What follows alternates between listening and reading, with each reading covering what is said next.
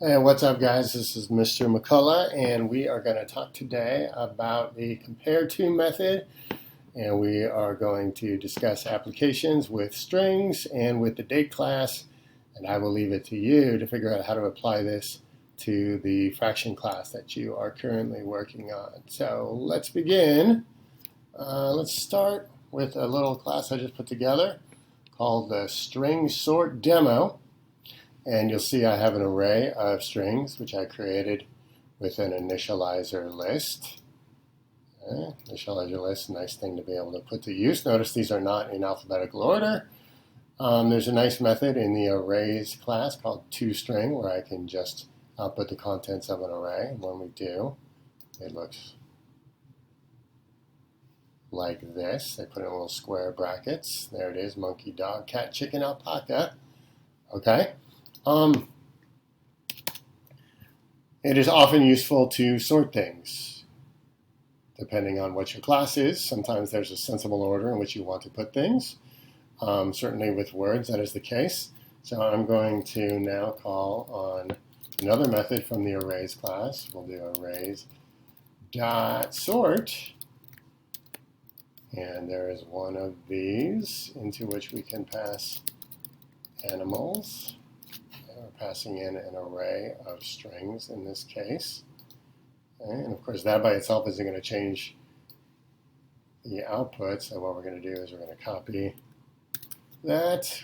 We're going to output it before when it's not sorted, and we will output it again when it is presumably sorted. And let's make sure that all works as we would expect.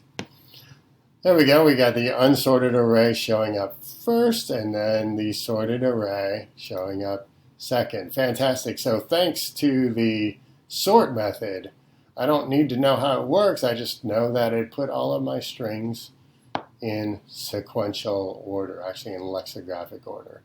We won't worry about that distinction for now. So we might be tempted to do the same thing with the date class. All right, I got a bunch of dates here. I want to put those in order. And I've set this up in advance. I've got 4 dates of various significance in my life. Nope, March 9th, my birthday. Keep that in mind if your grade is low. We got 4 dates. I plug them into an array. And then I am going to print them out. And then I'm going to call on arrays.sort and print them out again. So essentially the same thing that we just did, except with date objects. So are they going to line up in most recent to least recent, or least recent to most recent? We don't know. We run it to find out. And oh, we get an error. Okay, it says class cast exception. Date cannot be cast to java.lang comparable. So here's the deal. You can't just generate a class and expect that Java will know how you want to sort it, right? You have to set those rules. And that's what we do with the comparable interface. So I'm going to go ahead and put that in, right? If we have an interface, it is a promise that we are going to define the methods of that interface. So within the date class,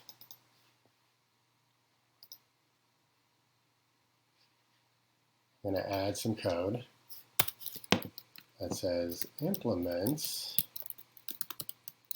comparable. All right, and why is it unhappy? I have this error message.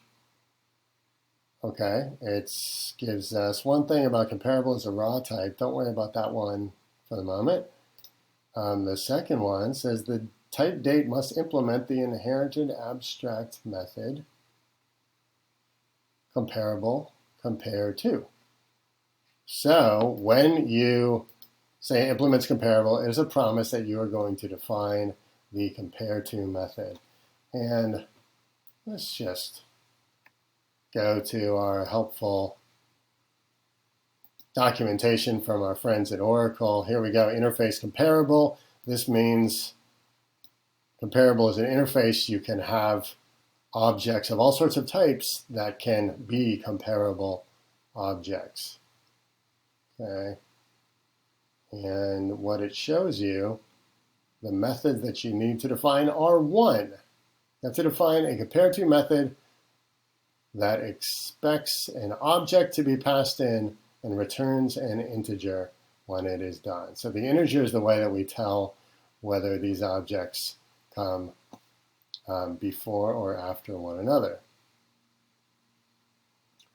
And just to follow up, what is it that was magical about string? Why is it that string classes are capable of being sorted? Well, it's because we look at the documentation. This shows all the methods that have been defined for the string class. I'm going the wrong way. Let's start at the top here. String. We're looking for an integer.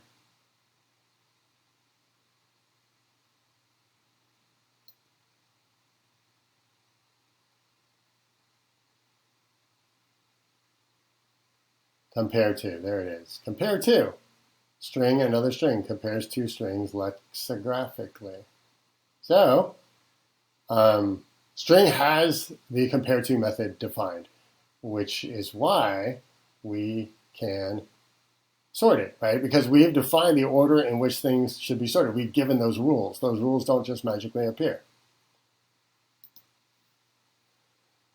So we've said that we are implementing comparable. We haven't yet defined compareTo. That's a problem. I'm going to fix that in kind of a cool way. If we click on this, it says add unimplemented methods.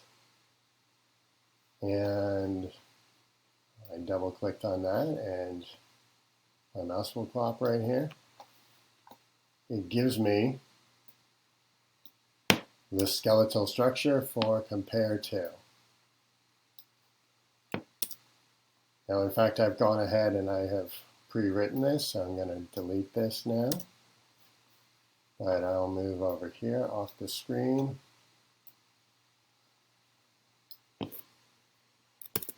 Quick thought question. You pause it here if you want, but if you were trying to compare two dates for the sake of placing them in order, what would you do? How would you do it, right? What's the most significant variable that you would look at first?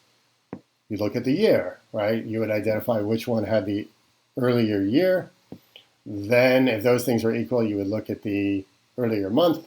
And if those two things are equal, you would look at the earlier day. And if the day were the same after the year and the month being the same, then you would return that they are equal. So that's what this code does. I will share this code with you later, but let me pop it in. Notice that what gets passed in is an object, and we need to quickly cast that to a date object to make this work. I start with the year. I get the year difference, and I say this, meaning the one from this object. So for the one that is making the call to compareTo, get the year from that. And we want to compare it to the year that gets passed in. So other is the name that we gave to the object that was coming in, right? We know it's a date object, so we can cast it to a date, and we give it this name other. So we subtract the years.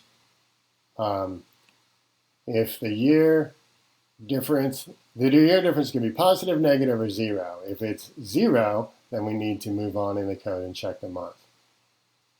Otherwise, we're going to return a negative number if the other year is bigger.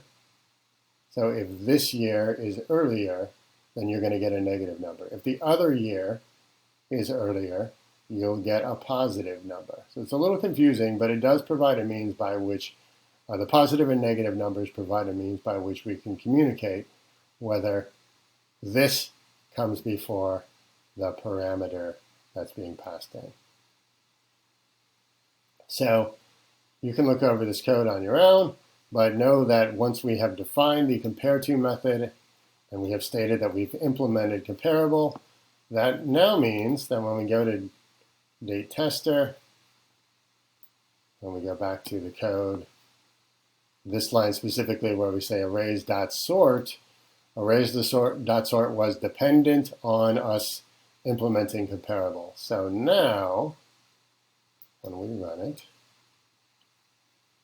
we have our unsorted dates first, 2001, followed by 1971, 2019, 2000, not in order. And then we have them from 71 to 2000, 2011, 2019. So at least for these 4 date values, the sort algorithm appears to have done its job.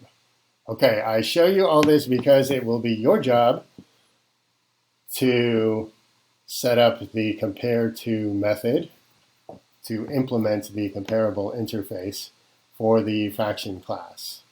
Again, you're going to write fraction implements comparable, and that's going to require you to define the compareTo method. And remember, you'll have to cast that object to a fraction. So hopefully this is a useful demonstration. The question you have to ask yourself is how are you going to compare one fraction to another in terms of ordering? How will you identify which is less and which is more? What's the most sensible way? Since you're dealing with a numerator and a denominator, it could be a little tricky. So think about it. If you have questions, obviously you can check in with me about your ideas. That should be it. Note your homework. You are given, let me call it up here.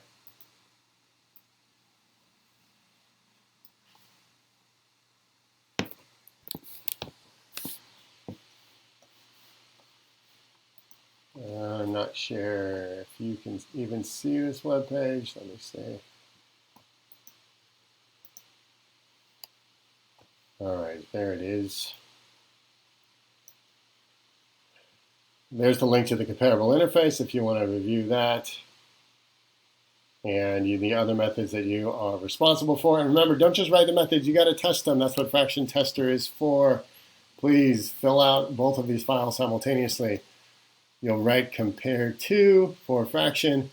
You'll write the addition and subtraction method. Okay, so that's where it gets a little tricky. You'll need to do some thinking. You might have some questions for me. Might get some visitors in office hours tomorrow. And get decimal, right? So if I have 2/5, that should return 0.4. If I have 2/3, it should return 0.666. And reciprocal, if the fraction is 1/2, it should return a 2/1, etc. So hopefully the assignment is clear. Ping me if you have any questions. And that should be it. All right, guys. We will check in person on Friday. Let me know if you have any questions. Bye.